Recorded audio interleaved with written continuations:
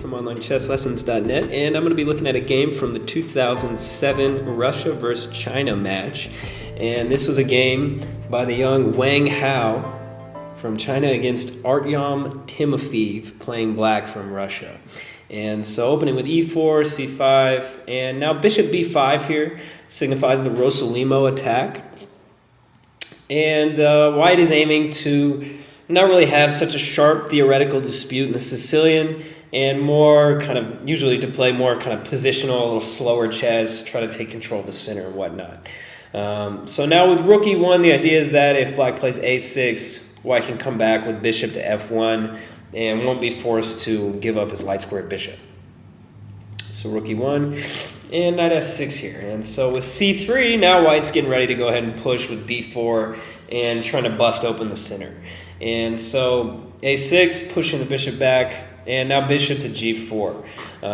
So it might seem a little weird that black is moving this bishop twice without developing his kingside, but the idea is pretty simple. He just wants to prevent white from playing d4. So pinning the knight is definitely going to achieve that for now. So white plays d4 anyway, because quite simply, if black takes here, he's just going to play pawn takes. So black was trying to prevent d4, and at the very least, he's going to be able to exchange this bishop, which can sometimes be problematic for black and the placement of his pieces. So d5 now is Timofeev is really changing the texture of the position, because he definitely doesn't want white to play e5 and e6 unrestricted here, and so he's thinking about playing d5. He's going to be forcing white to do that, but white is going to be conceding some light squares in the center. So now Timofeev played knight g8, and this is just way too slow. I don't really know what he was really thinking here. I mean, I guess that, I thought the point of d5, knight to e4, and the knight is pretty safe. I mean, h3 would seem to be the move, because if takes, black does drop a piece here. But even such, I mean, it seems like black's doing just fine here. He's a little behind in development, but white's got the weakened king side. I think it's roughly balanced.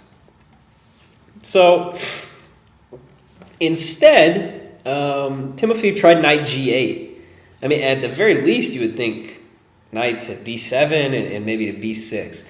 But he played knight g8 here, and probably hoping to play maybe knight h6 after h5, and maybe knight to f5, trying to put some pressure on the d4 pawn. So here Wang Hao just went kind of crazy. He played e6. And this is the type of move you always want to play, and sometimes you do in blitz, but rarely in a game with a 2650 GM, in a slow game. And so here he just sacks the exchange and a pawn, but black is going to have problems developing his king side, and that pawn on e6 is going to be a pretty long-term weakness. So now queen b3 to put a little pressure on the b7 pawn, and knight a5 certainly makes sense, trying to defend, and maybe now activate the knight via c4.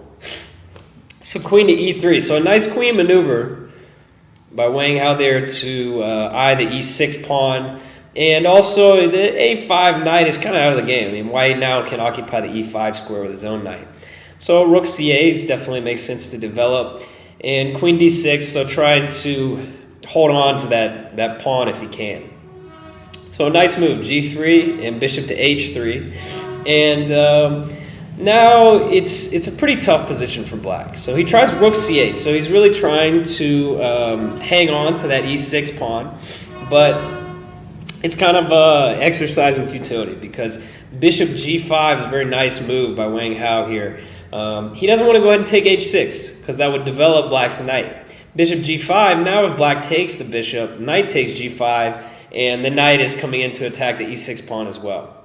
So here you can see white, while down an exchange and a pawn, has got irresistible pressure against black's position. I mean, he's going to win the e6 pawn back. The knight on a5 is misplaced. The rook on h8 can't even move. So after king g7, now he decides to take the pawn on e6. So not only does he win the pawn on e6, he's going to win the pawn on d5 now as well. And there's nothing really black can do about it. So Timofeev here tries for some damage control with rook e8 to guard the pawn on e7. And simply knight takes d5. And now white is actually up a pawn. So he's got a pawn in compensation for the exchange, and he's got excellent coordination and attacking potential in the position. So knight to g4. When I first saw it, I was like, is this right? Okay, so it does make sense. Bishop takes g4, then simply queen takes d5. So that would really not make any sense for black to do this, because if black can trade a couple of pieces, let's say queen to b5 here, then he's going to have some reasonable chances, maybe not just to hold, maybe he can even try to win due to his advantage of an exchange with the open c file specifically. Instead, Wang Hao plays queen d2, so eyeing that a5 knight, the knight a5, and if knight c4, he was probably planning queen g5, and all of a sudden, maybe something like this could arise. And white has really got some pretty nasty attacking potential based on the fact there's nothing really to defend black's king. The h-pawn can march, knight to e5, definitely not fun to play for black here. So queen d2 is a pretty sneaky move.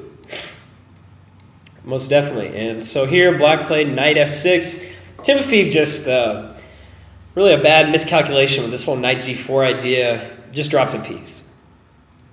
After b6, knight takes f6. So his idea was b6, and maybe he can have a couple pieces traded and maybe try to finally use his rooks along these open files. But instead, after b6, Wang Hao just took the knight on f6, because if takes, knight takes e8, takes d6, and the knight's just taking everything. So after pawn takes, and in this position, white's got two pieces for a rook now. He just won a piece. Two pieces for a rook and a pawn, a passed pawn in the center. So definitely a technically won end game or middle game here, whatever you want to call it. So with a couple accurate moves, I guess this was maybe one of the things that was missed by Timofeev. Maybe he thought Hao had to play queen d5 here, and maybe he could try to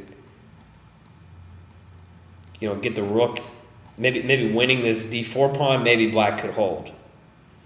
So I think this was what he probably missed with the whole knight g4 idea. After pawn takes, simply queen d2, and black can't take the pawn because of takes and d5. And white's going to have an easily winning game in any variation. Something like this. d1 is covered, the pawn's going to promote. So I think that Timofeev missed this queen d2 move with the idea of the fork with d5. And so now a couple more accurate moves. Wang Hao showing some class, just letting the bishop hang out there on e6, not worried about it. The d5 tactic's not going to change. Trying to improve his position. And then he decides to withdraw the bishop, and now just d5, knight d4, knight to e6. It's going to be too easy for white. So in this position, Timofeev resigned. Maybe a little bit prematurely, could have fought on for a little bit, but honestly, there's no way he can just, there's nothing he can do. White can play maybe a3 and queen to b4. Get rid of that queen, and the two pieces are the two pieces and the passed pawn are vastly superior to the rook. So a really nice game by Wang Hao, sticking it to the 2650 GM. And I believe currently Wang Hao is the #1 player in China. Just had a great performance at the World Team Chess Championship in Ningbo, winning the gold medal on board 1. So this is Will Stewart for OnlineChessLessons.net, and thanks for tuning in.